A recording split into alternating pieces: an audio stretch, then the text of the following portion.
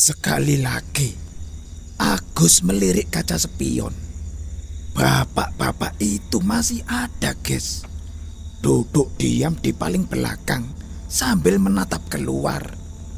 Senyum terus mengembang di wajahnya yang bersih dan terpancar rona bahagia, guys. Di sebelah bapak-bapak itu ada seorang ibu dan anak laki-lakinya. Si ibu terus nangis, guys. Sementara anaknya terus mencoba menenangkan ibunya. Drama hidup yang sudah sering aku saksikan ini belum juga membuatnya terbiasa, guys. Melihat dan mendengar orang-orang yang sedang dalam kesedihan karena salah satu anggota keluarga terbaring kritis. Hal itu tetap membuat hati dan perasaannya bergetar juga, guys. Agus jadi ikut sedih melihatnya. Sementara itu, Irul, perawat yang ikut dalam penjemputan, terdengar masih terus memberi perawatan kepada pasien yang telah berbaring itu, guys. Jalanan saat itu tergolong sepi, guys. Tentu saja karena masih jam 2 pagi. Sebentar lagi mereka akan sampai di rumah sakit. Hanya tinggal beberapa ratus meter saja jaraknya. Agus pun ingin cepat-cepat sampai rasanya, guys. Suara sirine terus mengiringi ambulan yang Agus kemudikan. Dia melaju dengan kecepatan tinggi, guys. Seorang perempuan muda, sekitar umur 20 tahunan. Parasnya itu cantik, guys. Rambutnya panjang tergerai sampai bahu. Dia itu duduk di depan di sebelah Agus. Sejak dari rumahnya tadi, tempat Agus menjemputnya, perempuan itu tidak henti-hentinya menangis, guys. Dia sepertinya adalah adik dari laki-laki yang duduk di belakang. Sama seperti ibunya, guys. Air mata perempuan itu terus mengalir sepanjang perjalanan, walau sama sekali tidak terdengar suaranya, guys.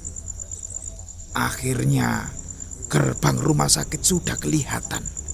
Agus pun lalu mengurangi kecepatan. Ambulan pun Agus bawa masuk ke gerbang. Dan ketika mereka sudah benar-benar sampai, Agus menghentikan kendaraan di depan pintu UGD. Lalu dengan sigap, beberapa perawat membuka pintu belakang untuk mengeluarkan pasien. Agus terus memperhatikan semuanya.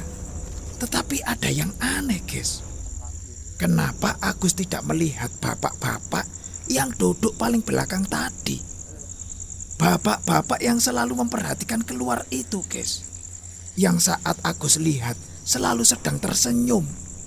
Bapak-bapak itu tidak kelihatan. Kemana dia? Dan perempuan yang duduk di kursi depan juga tidak kelihatan lagi, guys. Padahal Agus tidak melihat mereka turun dari kendaraan. Apa mungkin sudah turun ya? Tapi aku tidak melihatnya, pikir Agus dalam hati, guys. Agus pun tidak berpikir jauh lagi setelah pasien dan keluarganya turun. Ketika semuanya sudah selesai, Agus lalu membawa ambulan ini ke tempat parkir di sebelah IGD. Di saat-saat seperti inilah waktunya untuk istirahat setelah cukup lama berkendara dengan kecepatan tinggi.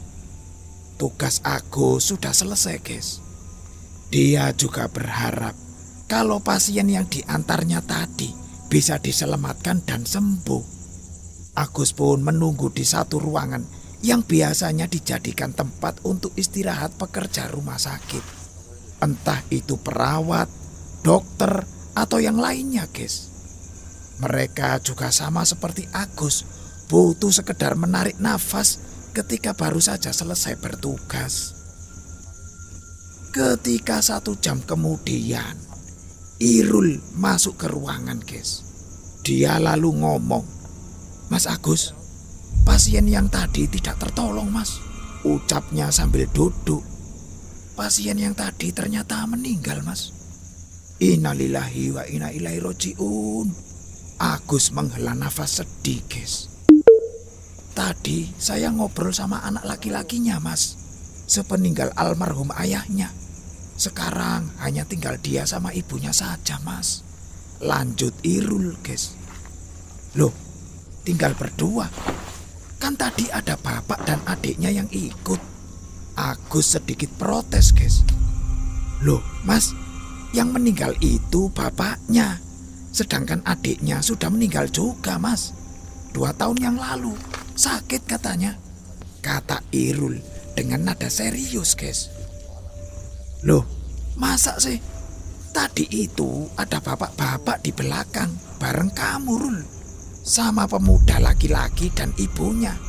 Lalu adik perempuannya itu duduk di depan di samping saya. Ujar Agus heran, guys. Mas, tadi itu saya di belakang cuma bareng sama anak laki-laki pasien dan ibunya saja. Gak ada bapak-bapak, Mas. Kata Irul dengan nada mulai tinggi, guys.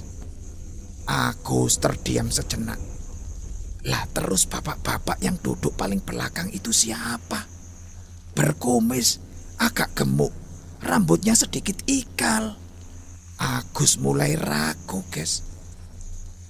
Loh, Mas, yang Mas Agus gambarin itu mirip sama pasien yang meninggal tadi, Mas. Beneran, Mas. Saya tadi cuma bertiga di belakang mendampingi pasien sama anak laki-laki dan ibunya itu. Ujar Irul, guys. Lah terus perempuan yang duduk di depan sebelah saya tadi itu siapa ya? Perempuannya muda, cantik. Tanya Agus lagi. Sepanjang perjalanan tadi tidak ada yang duduk di depan, Mas. Mas Agus duduk sendirian. Kami semua di belakang. Gak ada yang duduk di depan selain Mas Agus. Jawab Irul dengan tegas tanpa nada bercanda, guys. Agus ini bekerja sebagai sopir ambulan di salah satu rumah sakit besar di Jakarta. Pekerjaan ini sudah Agus tekuni sejak tahun 2009, guys. Awalnya ini bukan profesi yang dia cita-citakan. Seperti kebanyakan orang, Agus dulu juga ingin bekerja di kantor, menjalani rutinitas yang lebih tenang. Namun, guys, nasib berkata lain. Dia harus mengabdikan hidupnya sebagai sopir ambulan. Rumah sakit tempat dia bekerja bukanlah rumah sakit yang kecil, guys. Bangunannya megah, menjulang tinggi di salah satu jalan besar di selatan Jakarta. Rumah sakit itu termasuk rumah sakit besar di kota itu, guys. Rumah sakit itu dikelola oleh yayasan yang sangat menghargai seluruh karyawannya, termasuk sopir ambulan seperti Agus. Mungkin itulah yang membuatnya betah bekerja di sana selama lebih dari 10 tahun, guys. Dalam perjalanan karirnya, banyak pengalaman pahit dan getir yang sudah dia alami. Bahkan cukup banyak pengalaman yang menjurus ke arah yang menyeramkan. Beberapa di antaranya sangat jauh di luar logika, guys. Banyak peristiwa yang membuat Agus sulit percaya. Bahkan dia sendiri yang mengalaminya masih terheran-heran, guys. Salah satu pengalaman aneh yang sudah Agus ceritakan adalah tentang saat dia membawa penumpang yang ternyata sudah meninggal, guys. Pengalaman-pengalaman janggal seperti ini cukup sering terjadi selama dia bekerja. Salah satu yang paling dia ingat adalah kejadian beberapa minggu setelah dia mulai bekerja. Saat pertama kali masuk, guys, sebenarnya sudah ada sopir ambulan yang bekerja di sana. Namun, karena jumlah ambulan yang dimiliki rumah sakit ini lebih dari 1, maka sopir yang dibutuhkan juga lebih dari 1. Akhirnya, garis hidup membawa Agus untuk masuk dan bekerja sebagai supir ambulan di sana, guys. Ada satu ambulan yang berbeda dari yang lain. Ambulan itu lebih kecil dan usianya sudah cukup tua, guys. Kendaraan itu bisa dibilang ambulan tua yang sebentar lagi akan dipensiunkan, tetapi masih layak untuk digunakan. Dan bisa ditebak, guys, Aguslah yang akhirnya ditugaskan untuk mengemudikan ambulan tua itu, guys.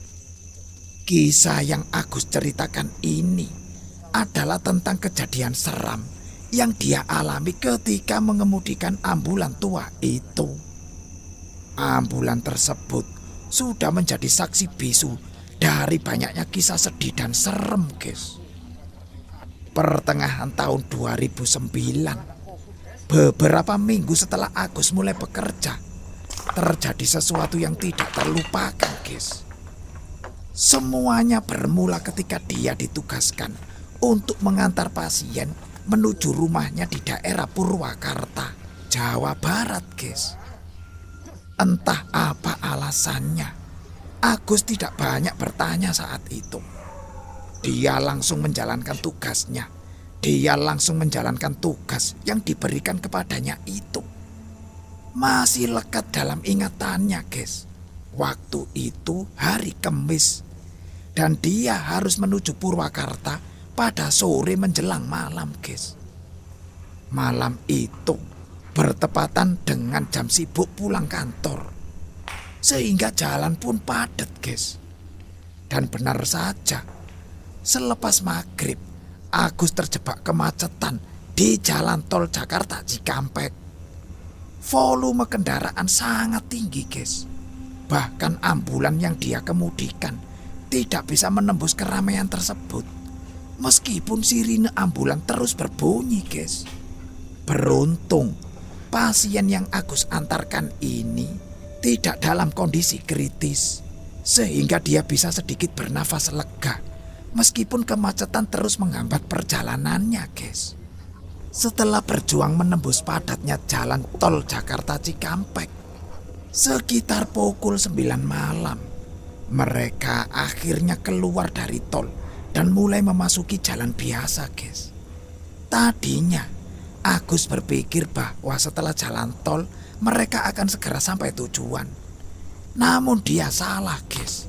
Ternyata masih ada perjalanan sekitar 1 jam lagi menuju arah Subang. Setelah sekian lama, akhirnya perjalanan panjang itu sampai di ujungnya juga, guys. Sekitar pukul 10:30 malam, mereka tiba di rumah pasien. Rasa lega memenuhi hati Agus saat membantu pasien turun dari ambulan bersama keluarganya. Tugas yang berat terasa terbayar setelah berhasil diselesaikan, guys. Setelah itu, Agus dan Gunawan, perawat yang menemaninya, diajak oleh keluarga pasien untuk makan dan minum. Sambil melepas penat, Agus dan Gunawan berbincang sebentar sebelum akhirnya mereka bersiap untuk kembali ke Jakarta, guys. Singkat cerita, akhirnya pukul 11 malam, Agus dan Gunawan berangkat untuk pulang. Di tengah perjalanan, Gunawan ngomong, "Mas Agus, nanti saya turun di terminal Purwakarta saja ya. Saya besok soalnya off 2 hari. Jadi sekalian mudik saja, Mas," ujarnya dengan nada santai, guys. Gunawan ini memang berasal dari Bandung dan orang tuanya tinggal di sana, guys. Jadi dia memutuskan untuk pulang sekalian karena jarak Purwakarta ke Bandung memang tidak terlalu jauh. "Oh begitu ya? Ya sudah, gak apa-apa," jawab Agus. Setelah Gunawan turun nanti, Agus akan melanjutkan perjalanannya sendirian ke Jakarta, guys. Setelah sampai di perempatan Purwakarta, Subang, Bandung, Gunawan pun turun, guys. Agus pun kembali melanjutkan perjalanannya, memasuki jalan tol menuju ke Jakarta. Jalan tol pada jam 12 tengah malam sangat lengang, guys. Meskipun masih ada beberapa kendaraan yang melintas. Agus memacu ambulan dengan kecepatan sedang, tidak terlalu cepat, mengingat situasi jalan yang sepi dan tidak ada keperluan mendesak.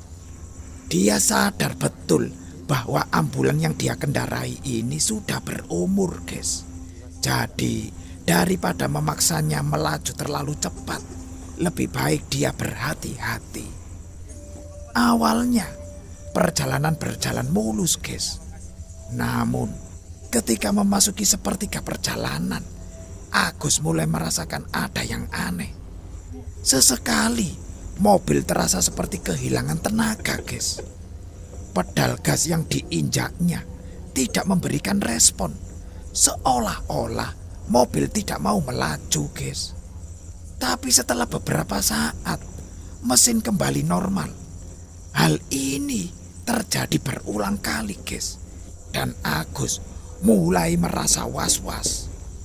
Dalam hati, Agus terus berdoa agar mobil bisa bertahan hingga tiba di tujuan. Namun, guys, takdir berkata lain. Di kilometer 40, mesin ambulan berhenti total, guys. Beruntunglah, Agus masih sempat mengalihkan mobil ke bahu jalan sebelum mesin benar-benar mati. Meski situasinya genting, Agus masih percaya diri karena dia cukup paham soal mesin kendaraan, guys. Dengan tenang dia keluar dari ambulan dan mulai memeriksa mesinnya. Namun, guys, setelah beberapa kali diperiksa, Agus tidak menemui masalah apapun. Semuanya terlihat normal, guys. Dia bingung, tidak ada tanda-tanda kerusakan yang jelas, guys. Hingga akhirnya Agus pun nyerah. Tidak ada lagi yang bisa dia lakukan. Di tengah kebingungannya, guys, Agus mencoba menghubungi Pak Pardi, sopir senior yang sudah lama bekerja di rumah sakit tersebut. Pak Pardi ini adalah orang yang sebelumnya sering mengemudikan ambulan tua ini, guys. Halo, Pak Pardi. Maaf mengganggu, Pak. Saya butuh bantuan, kata Agus saat percakapan dimulai, guys. Oh, iya, ada apa, Gus? Jawab Pak Pardi dengan suara tenang di ujung telepon. Agus kemudian menceritakan semua yang sedang dia alami, guys. Tentang mesin ambulan yang tiba-tiba mati di tengah jalan tol. Namun, guys, di tengah-tengah percakapan, Pak Pardi mengajukan pertanyaan yang menurut Agus itu cukup aneh. Sampean sekarang lagi ada di mana sih, Mas? Tanya Pak Pardi dengan logat Jawanya yang kental. Saya di pinggir jalan tol, Pak. Memangnya kenapa? Jawab Agus heran. Kok saya dengar ada orang yang berdoa ya? Banyak orang loh, Mas. Atau kamu mungkin dekat dengan tempat ibadah? Tanya Pak Pardi lagi. Kali ini dengan nada penasaran, guys. Enggak, Pak. Saya benar-benar di pinggir jalan tol ini. Sendirian, Pak. Enggak ada orang lain di sini. Jawab Agus sambil melihat sekelilingnya, guys. Oh, begitu ya, Mas Agus. Maaf ya, Mas. Saya enggak bisa bantu dari sini. Mungkin lebih baik Mas Agus tunggu mobil derek saja. Kalau memang mobil sudah dalam keadaan mogok total, Mas, kata Pak Pardi sambil meminta maaf karena tidak bisa membantu lebih banyak, guys. Akhirnya Agus pun hanya bisa menerima saran tersebut, guys. Dia pun memutuskan untuk menghubungi nomor darurat jalan tol. Tapi sebelum menelpon, dia iseng memutar kunci mobil lagi, guys. Mencoba menghidupkan mesin sekali lagi sambil berdoa dalam hati. Dan anehnya, guys, mesin ambulan nyala dengan normal. Seolah-olah tidak pernah ada masalah sebelumnya, guys. Agus pun terpana sejenak. Namun akhirnya dia hanya bisa bersyukur dalam hati. Dan lalu dia segera melanjutkan perjalanannya menuju pulang ke Jakarta. Tanpa buang-buang waktu, Agus langsung menginjak pedal gas dalam-dalam, guys. Memacu ambulan menuju ke rumah sakit. Dia memacu kendaraan dengan kecepatan cukup tinggi, guys. Berharap segera tiba di tempat. Saat Agus hampir memasuki jalan tol lingkar luar Jakarta, tiba-tiba ponselnya berdering, guys. Ternyata istrinya yang nelpon. "Halo, Papa di mana? Kok belum pulang juga, Pak?" tanya sang istri dengan nada khawatir, guys. Agus segera menjawab, "Masih di jalan, Mah. Tapi sebentar lagi sampai kok," jawab Agus sambil terus fokus mengemudi. Namun istrinya melanjutkan dengan pertanyaan yang membuat Agus terkejut, guys. "Papa sama siapa di mobil? Kok ada suara orang yang berdoa?" Agus langsung merasa heran, guys. Karena itu adalah pertanyaan yang sama yang ditanyakan oleh Pak Pardi seniornya sebelumnya itu, guys. "Orang berdoa? Gak ada, Imah. Ini Papa sendirian kok," jawab Agus. Kini dia merasa mulai was-was, guys. "Oh ya sudah kalau gitu, Pak. Sudah dulu ya. Nanti langsung pulang kalau sudah sampai di rumah sakit," sahut istrinya sebelum menutup telepon, guys. Setelah percakapan itu berakhir, Agus mulai berpikir keras. Kenapa dua orang, istrinya dan Pak Pardi, mendengar suara doa, padahal jelas-jelas dia sedang sendirian, guys. Dia berusaha mengabaikan pikiran itu dan terus meluncur menembus jalan tol yang sepi ini. Hal aneh berikutnya terjadi, guys. Ketika Agus melintas di depan terminal Kampung Rambutan, kira-kira setengah jam lagi menuju rumah sakit, tiba-tiba terdengar sayup-sayup suara orang berdoa, guys. Awalnya Agus mengira suara itu berasal dari luar kendaraan. Tapi setelah diperhatikan lebih seksama, dia menyadari bahwa suara tersebut berasal dari ambulan, tepatnya dari bagian belakang mobil, guys. Seiring dengan itu, guys, bulu kuduk Agus mulai berdiri. Suara doa yang tadinya sayup-sayup semakin lama semakin jelas terdengar, seolah-olah ada sekelompok orang yang sedang berdoa di belakangnya, guys. Rasa takut pun mulai merayap di dadanya. Dan meskipun dia mencoba menenangkan diri, naluri untuk tidak melihat kaca spion semakin kuat, guys. Namun, entah dorongan dari mana, rasa penasaran akhirnya mengalahkan rasa takutnya, guys. Dengan hati-hati, Agus memberanikan diri untuk melirik kaca spion. Dan saat itulah, guys, pemandangan yang mengejutkan membuatnya terdiam 1000 bahasa. Di bagian ambulan itu, guys, Agus melihat beberapa orang duduk di kursi berjajar di sisi kanan dan kiri, guys.